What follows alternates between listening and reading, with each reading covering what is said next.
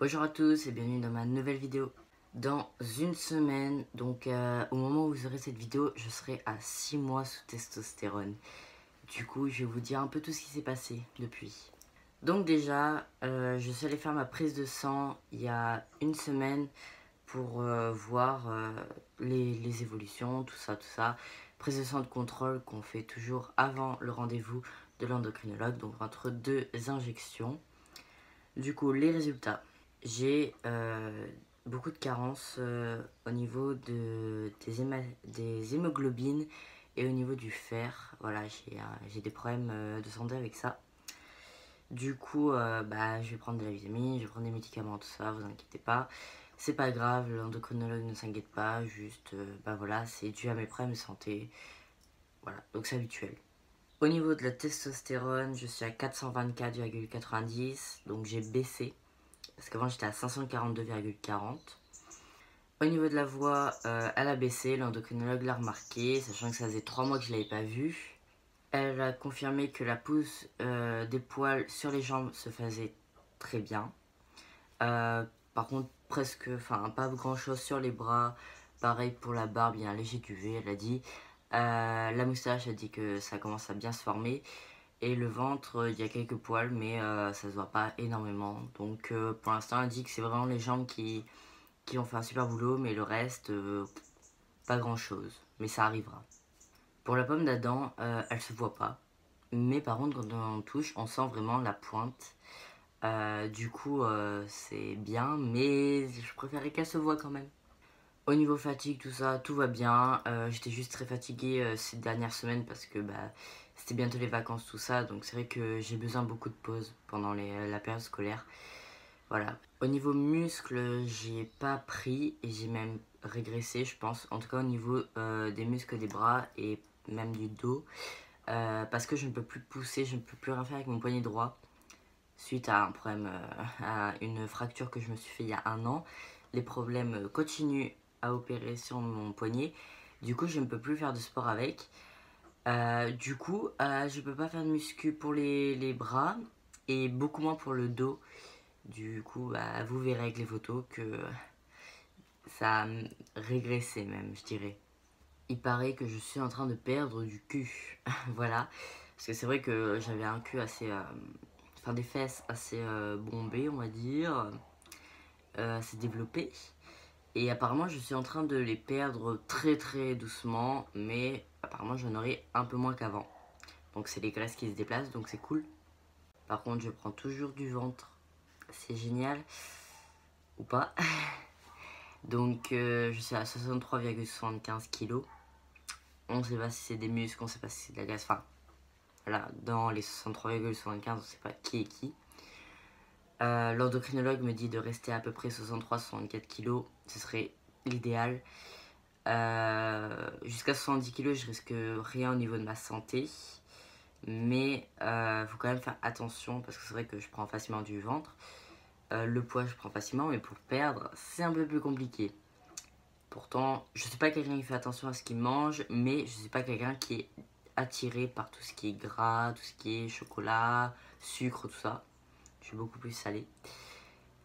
Du coup, c'est vrai que c'est assez étonnant que je prenne autant. Parce que dernier rendez-vous, j'étais à 62 kg à peu près. Du coup, il y a 3 mois. Donc voilà. J'ai vraiment galéré à reprendre le rythme scolaire parce qu'avec la salle et tout, c'était grave compliqué. Je suis presque jamais allée à la salle de sport. Voilà. Là, je recommence à bien y aller. Donc, je suis content. J'y vais à peu près 2 fois par semaine. Donc, je suis grave content. Ça fait du bien. Mais je peux pas travailler mes bras, comme je vous ai dit, à cause de mon poignet. Du coup, je fais beaucoup les jambes, beaucoup de cardio. Et beaucoup d'abdos, surtout pour le ventre. Mon acné, il y a toujours des pics. Mais par contre, les épaules et le dos, c'est juste horrible. Vraiment, je suis allée chez le dermato hier, qui m'a donné plein de crèmes parce que il m'a dit vraiment c'est carnage, voilà. Mais avec les crèmes, avec les traitements, ça ira mieux. Mais c'est vrai que c'est un champ de mine, surtout mes épaules. Au niveau du déclite, il n'a pas vraiment poussé, peut-être quelques millimètres, mais pas grand chose par rapport au dernier mois où vraiment c'était waouh. Pour mes pilules contre le cycle menstruel, l'endocrinologue m'a dit de les arrêter. Parce que normalement, ça fait 6 mois que je suis sous testostérone. Donc, ça devrait aller. Donc, je les arrêterai le 31 octobre 2018. Pour dire que je les aurais pris vraiment 1 an. Parce que je suis très maniaque. Voilà. Par contre, j'ai des énormes douleurs au niveau du bas-ventre, tout ce qui est vagin, utérus, tout ça. Du coup, elle m'a donné des spasfon très forts pour quand j'ai des crises comme ça, parce que ça dure limite une journée parfois, où je suis pliée en deux, tout ça. Et en fait, elle pense que c'est l'atrophie du vagin. Donc ça fait extrêmement mal. On peut comparer ces douleurs à des contractions de femme enceinte. Vraiment. Du coup, je vais prendre des spasfon quand j'ai mal. Mais si ça persiste, il faudra faire une échographie pelvienne comme j'ai fait au tout début pour voir si ça a changé ou pas à ce niveau-là et voir alors ce qu'on fait s'il y a quelque chose. Et s'il n'y a rien, bah, c'est que c'est vraiment l'atrophie du vagin. Voilà. Mes doses ne changent pas, je suis toujours à 3 quarts d'ampoule toutes les 3 semaines. Elle m'a donné quelques ordonnances, beaucoup moins qu'avant, heureusement. Donc il y a l'ordonnance pour l'infirmière, l'ordonnance pour aller chercher mes injections et mes spasfon, et l'ordonnance pour faire ma prise de sang à peu près 10 jours avant le prochain rendez-vous. Sinon, à part tout ça, je remarque plus vraiment de changement en fait. Je remarque vraiment presque plus de changement. À la limite, la voix qui baisse légèrement chaque mois, enfin chaque semaine, tout ça, voilà, régulièrement. Mais sinon, ouais, il n'y a pas vraiment... Voilà, j'espère que ma vidéo vous aura plu. Si vous avez des questions, n'hésitez pas dans les commentaires, j'y répondrai. Et bah on se retrouve dans, je sais pas, soit un mois, soit, je sais pas, je vais voir parce que c'est vrai que j'ai plus trop envie de faire tous les mois parce que c'est quand même du travail à faire avec le montage, tout ça. Et avec tous les examens que j'ai, c'est un peu galère. Du coup, je vais voir à quel rythme je ferai les vidéos de changement avec la testostérone. Sachant qu'il n'y a plus vraiment de changement, du coup peut-être tous les 6 mois, je sais pas, on verra. Mais vous aurez toujours des vidéos dessus, normalement, on connaît pas l'avenir.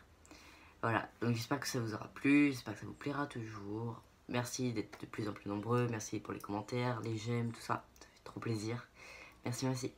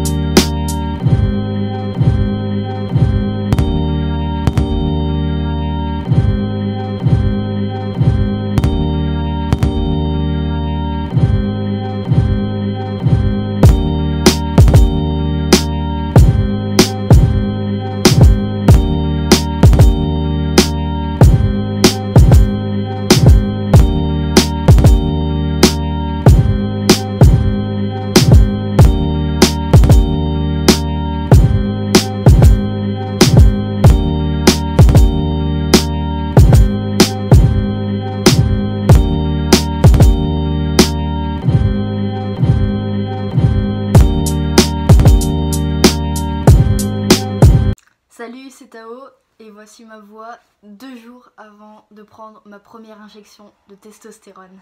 Salut, c'est Tao et voici ma voix à 1 mois sous testostérone.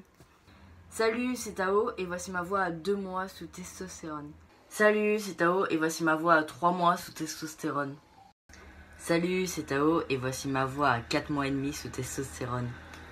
Salut, c'est Tao et voici ma voix à 6 mois sous testostérone.